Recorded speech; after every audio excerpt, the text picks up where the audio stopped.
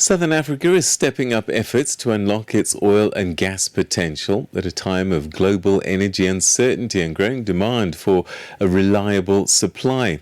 In Cape Town, policymakers and industry leaders are gathering for the Southern Africa Oil and Gas Conference, where investment, exploration and regional cooperation are high on the agenda. South Africa, through the Petroleum Agency South Africa, is positioning itself as a key player in the upstream sector. But questions do remain about investor appetite, regulatory uncertainty, and also how oil and gas fit into the continent's broader energy future. Well, to unpack some of these issues, we're now joined by Adrian Strydom, who's the CEO of the South African Oil and Gas Alliance. Adrian, thanks very much indeed for joining us and welcome to the program. Good morning to your listeners. Thank you. It's good to be speaking to you.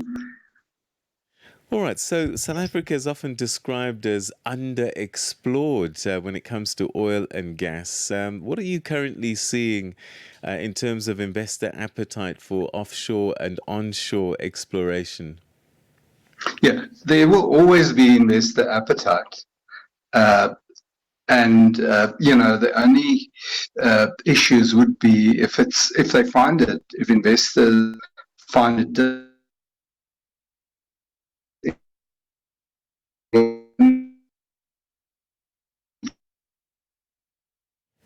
Adrian, your line is struggling a little bit. I'm not sure if you can move a little bit and reposition yourself, and maybe that might help us. Can you hear me?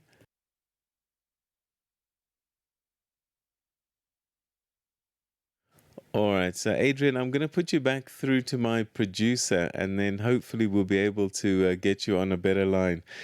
Stay with us. Okay, so we're taking a look at the oil and gas sector in Southern Africa, but South Africa in particular, and I've got a feeling that Adrian is going to be telling us a little bit about, yes, it's one thing to have all this potential, and there's always investor interest. But there is a catch. Let's find out what that catch is. Adrian, you're there? I'm here. I was saying, there will always be an appetite for investment. And one of the barriers would be the ease of doing business. If it's not easy, companies will move elsewhere, to where it is easier to do business. And we've seen that happen in South Africa. So, but on the positive side, I can see the South African government really committed to move ahead. There is such a huge potential for employment creation, fighting the war against poverty, and making sure that we take this country to the next level. Oil and gas, and particularly gas,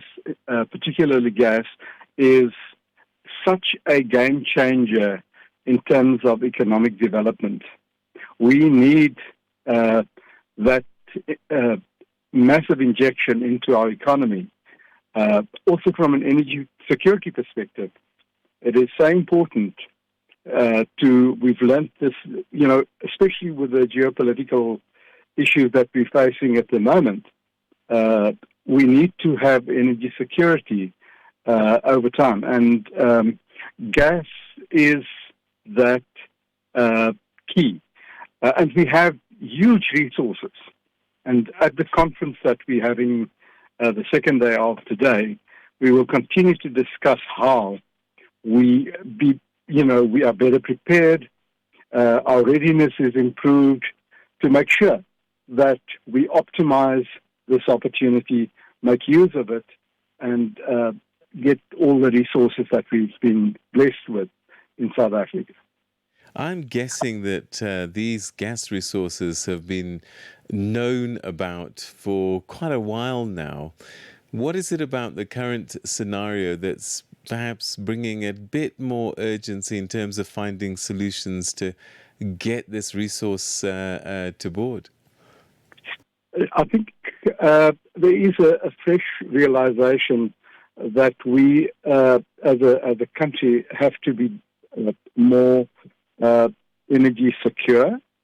There's a fresh realization also, that Africa has 600 million people without electricity.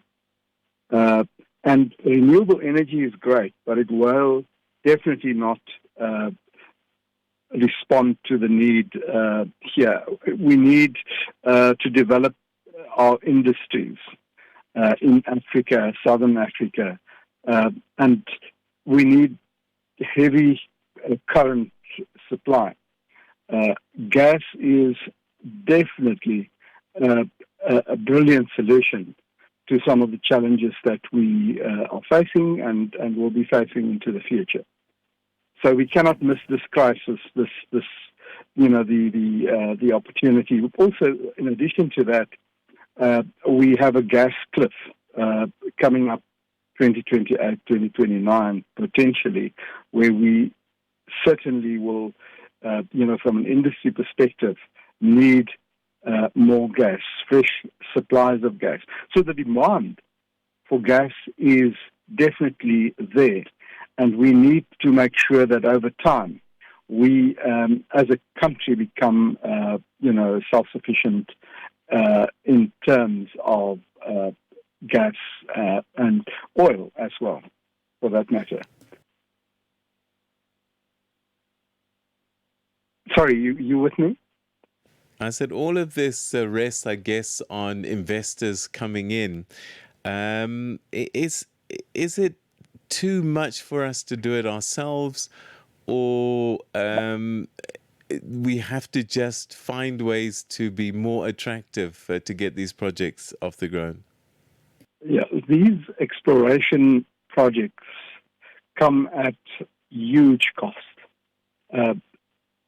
I don't think any country generally have the capital to do this kind of exploration that is needed.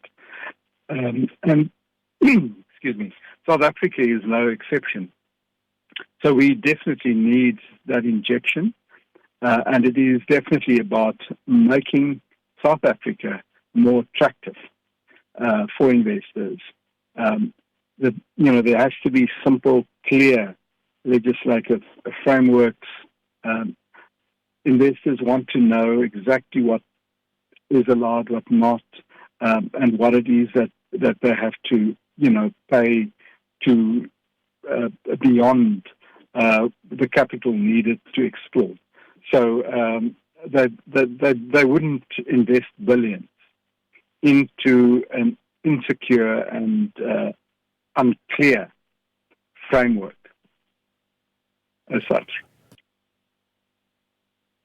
So I think one of the challenges is this question of fossil fuels and transition, and so we are blessed with these rich resources we've not yet even tapped into fully, and yet it looks as if these are energy sources that need to be starting to be phased out. How do we deal with that? The energy transition is certainly a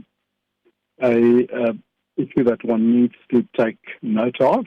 But from an African perspective, I've just said that we've got 600 million people without electricity. We need to restart and engage our manufacturing industries. And grow our manufacturing industries going forward. Africa is one of the continents with the best prospect of population growth into the future. If you compare it to the other continents, it's only China and India possibly that will be growing in population. The others will more or less plateau.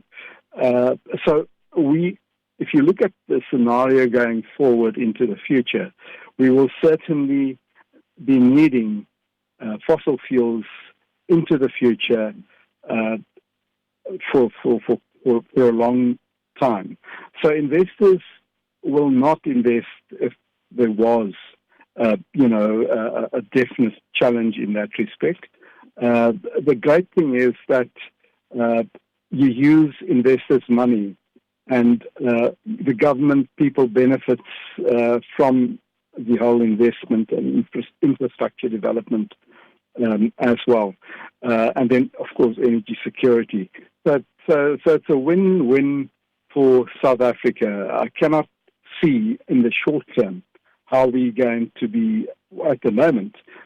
Even driving an electric car, as nice as that may seem, we are not using renewables. Generally, we're using coal because we have to charge with electricity generated from coal. So in Africa, I don't foresee that we will, at a switch, be able to reach net zero. It's going to be a long process. The developed world has the opportunity of going back to their gas. We don't. Right. So we cannot afford to neglect, the benefit of energy security, going forward. We're importing most of our petroleum products from overseas, paying so it's time for a shift. a premium as a result. Adrian, we're going to have to leave it there. Unfortunately, time not on our side. But thanks very much indeed for giving us some insights on what could be the most beneficial future for us in terms of the resources before us. Thanks so much indeed for your time. Thank you. Definitely in terms of economic development and employment creation in Africa. Thank you. That was Adrian Strydom, who's the CEO at South African Oil. Africa is